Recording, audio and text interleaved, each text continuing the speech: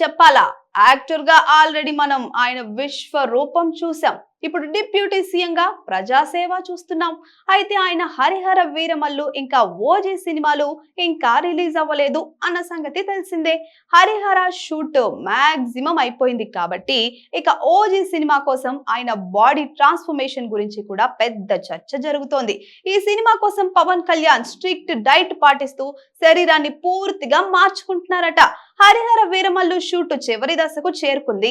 చాలా రోజులు ఆలస్యం అయినా ఈ నెలాఖరుకు సినిమా షూటింగ్ పూర్తవ్వనుందంట. ఈ సినిమాలో పవన్ కళ్యాణ్ ఇప్పటి వరకు ఎప్పుడు చూడని కొత్త లుక్ లో కనిపించనున్నారు. ఇది ఒక పీరియాడిక్ యాక్షన్ డ్రామా కాబట్టి అందులో ఆయన పవర్ఫుల్ పాత్రలో కనిపించబోతున్నారు. ఈ పాత్రకు తగ్గట్లుగా ఆయన తన బాడీ లాంగ్వేజ్, లుక్ మొత్తం మార్చేసుకున్నారు.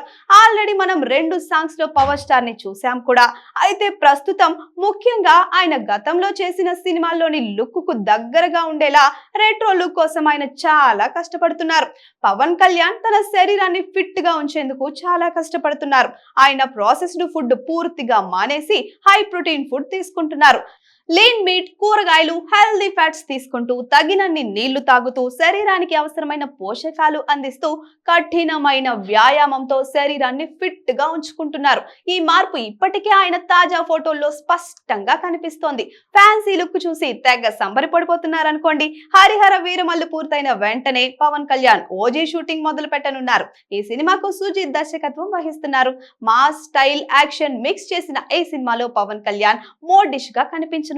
హరిహర వీరమల్లు ఈ ఏడాది మే 9th కి విడుదల కానుంది. సోర్సెస్ ప్రకారం ఓజీ షూటింగ్ కూడా మేలో మొదలవనుంది.